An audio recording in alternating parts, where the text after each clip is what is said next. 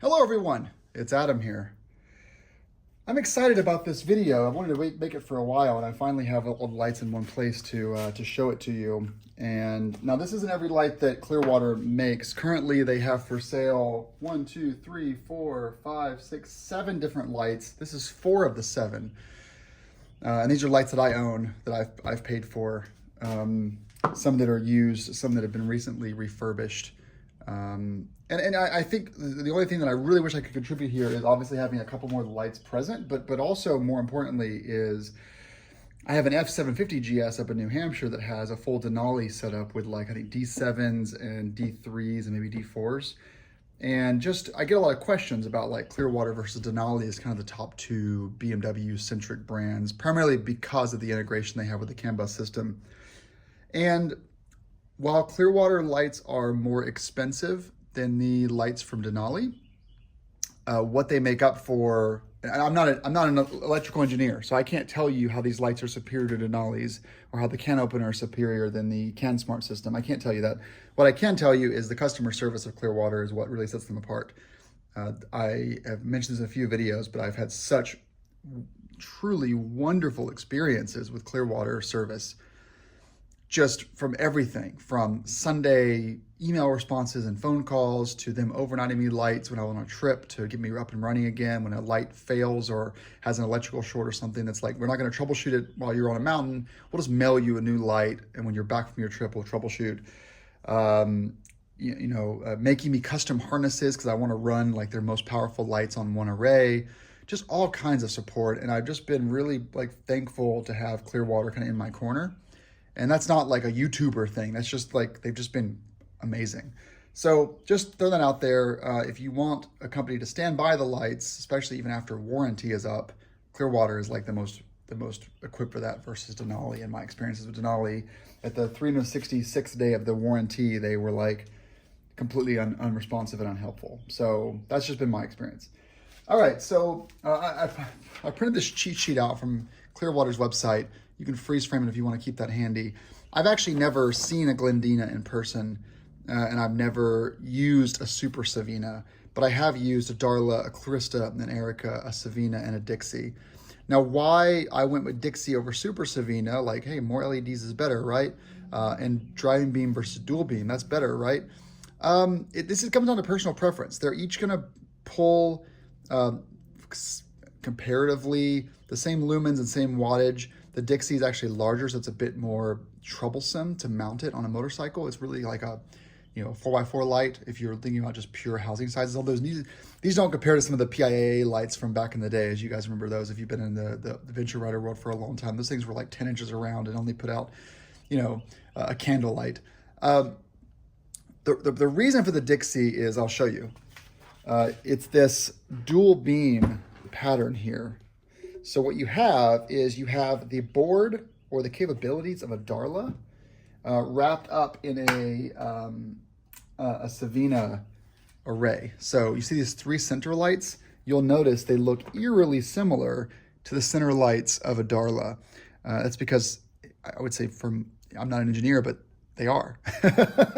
And so what you get from this, if you're running a Clearwater harness and can opener, is you're going to get a full-time, always-on Darla beam, which is a being seen light. It's people are going to see this mounted low on your bike, preferably in a safety yellow color, and they're going to notice you and not pull out in front of you. And this is configurable from 10% to 100% power in day and night. You can choose day or night mode. So daytime you do 100% power, nighttime you can do 50% power, whatever works for you. Fully customizable on the Wonder Wheel of your bike. These aren't really customizable. These are when you hit high beam on your motorcycle and you tell the can opener, I want 100% power, all these lights, the center Darla and the outside Sevinas, Sevinas go to 100% power. And so you have basically the best of both worlds. It's almost like having 4 lights. It's like having 2 Sevinas and 2 Darlas on your motorcycle. Now, the only thing that I think is a negative is that Clearwater only sells covers in clear or yellow. I've given feedback a lot that they start making lights that are yellow centered and clear outside. I don't want to see all yellow when I go super high beam on the Dixis. I would love to have a high beam or a center always running light yellow with this exact diameter and then clear on the outside. And I know they've received the feedback. I think they're working on it. And if they ship me one at some point or offer it for sale, I'll buy one and do a video on that difference there. So this is their biggest light. It's heavy, a couple pounds. It is 5.3 inches diameter, outputs over 10,000 lumens from 100 watt/9 amp draw. And I think that is per light. Yeah, this is per light. So 200 watts of draw if you have two of these, which I do at full power. Okay, so obviously make sure your stator and alternator are up for the task, especially if you're running heated gear. And these are also kind of awkward to mount. You have to be careful where you mount them. You can't mount them to the upper crash bars of your GS because they're just too heavy and they vibrate too much. Now, going down the line, we also have a Sevina. This is 7 LEDs with 7,000 lumens, and it per light, it's about 70 watts or 6 amps. Instead of the 5.3 inch diameter, it's 4.7 inch. So you can see these side by side here. This Sevina is running a custom powder coat job that they're offering people for an upsell. You can call them up and give them a color. They have a blue, they have red, they have all kinds of colors, but you can see how it differs. It's a shiny red, crimson red from their standard matte black. It's not going to lose any of its heat dissipation properties. It just looks sexy. I love how that red looks. They currently don't offer anodization or powder coating on this front light here, just on the rear fins, but it looks wonderful, right? So the Sevina is a spot/fog light.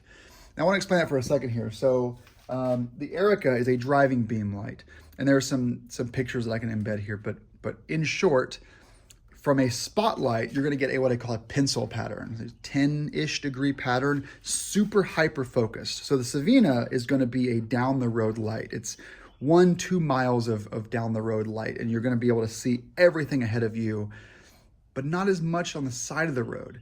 And so if you're in Georgia, if you're in like deer territory and you ride a lot at night and there's a lot of deer in the area, or just caribou or whatever else is your kryptonite as far as nighttime riding, it's fine to have one of these. But if you just run pencil beam lights, you're going to be severely limited by your side of the road view. Now, of course, you're still going to have your like headlight and your auxiliary lights on your GSA that are going to light the side of the road. But if you're worried about deer, the Sevina is not the light for you to have only 2 Sevinas on your bike. That's why I went dual with my setup. And so this here is an Erica.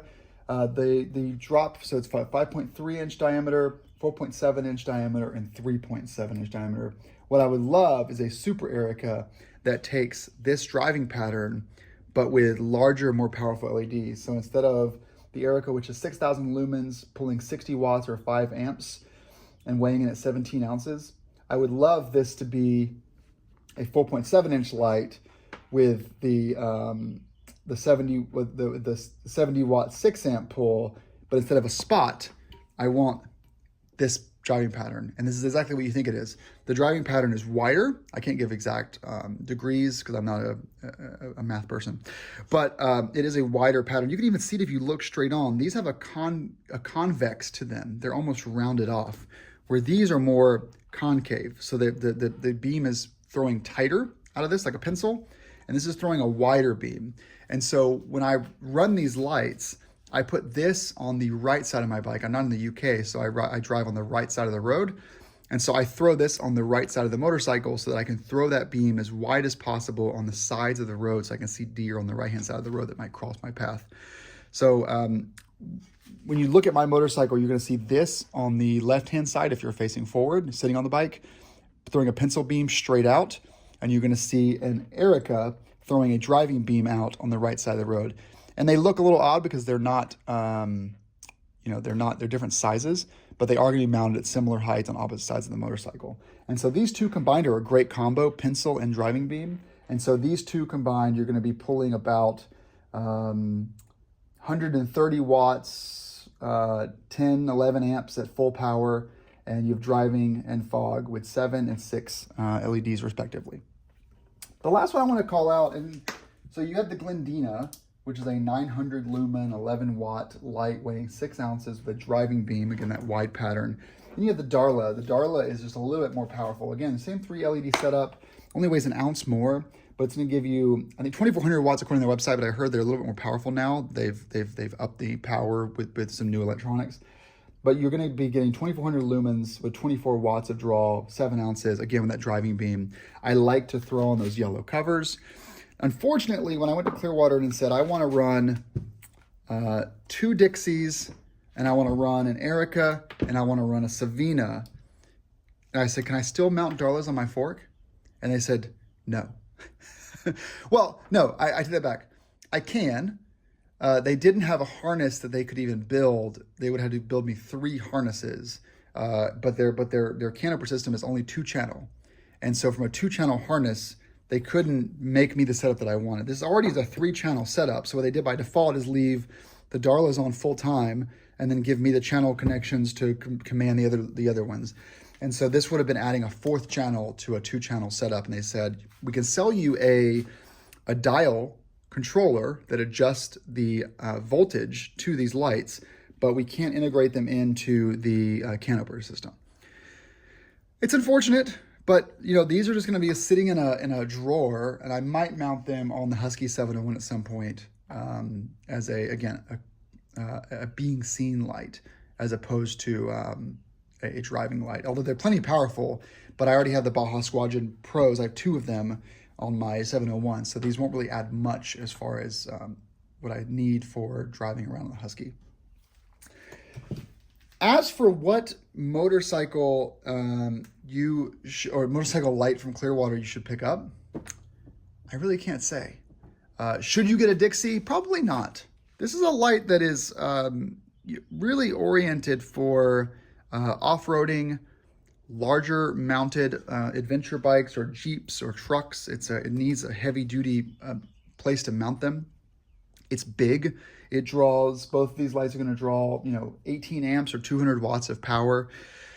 With the only advantage is you're getting 2 lights in one, a Darla and a Sevina. Kind of, it's kind of a different level of Sevina there. I think most people should run an Erica and a Sevina. That way you get the pencil and the driving pattern. If you want to save more money and have a setup that matches, then just get 2 Ericas. I had 2 Ericas for a while, paired with 4 Darlas. So these were up on inside the crash bars, and these were mounted down below on the forks. It was perfect. These were always yellow. I was always seen by other drivers. And then at nighttime, I would leave these off full time. At nighttime, I would go high beam. Oh yeah, speaking of like leaving them on and off full time, here's the weird thing about my setup. I only ever ran the Darlas full time at 10% power, mind you, the lowest power setting, just enough to be seen with a little bit of yellow flickering. The rest of these lights would be off all the time. And I think when I go to rallies and I see people with these at like 50% power during the day and like 10% power at night, it's blinding as a motorcyclist to see these on.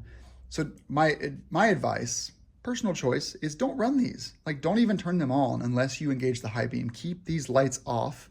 Obviously, keep this Darla on because you have the Darla Center, that's low power. But I prefer to not blind people. And so even in New Hampshire, where there are no street lights, very few people, and I'm pretty much always running high beam without needing to turn it on and off. Like, I keep high beam on all the time up in New Hampshire and Vermont because there's no oncoming traffic. These would stay off when riding around, and only when I engage the high beam on my GS would any of these activate at full power. That's the way I like to run it. It does mean you're running these lights 90% of the time in the off position, but it's far better than running these and getting, people shooting you the middle bird and like yelling at you for blinding them. It's good. Like, safety on the road also means safety for other drivers as well. Being seen is one thing, but being a hazard to other people's ability to navigate and see is really, really important. So don't be a bro or a bro-dozer or a D-bag and run these all the time. Keep them off until you can engage the high beam, and that's all configurable in the canoper system. This is a long video. I appreciate you watching, though. At least you got to see kind of all these side by side. I don't want to lay them on their back because the stress on the wires there, but there's your Darla and Erica next to a Sevina. You can see those 3 side by side. These are your most common lights that most people should be shopping for.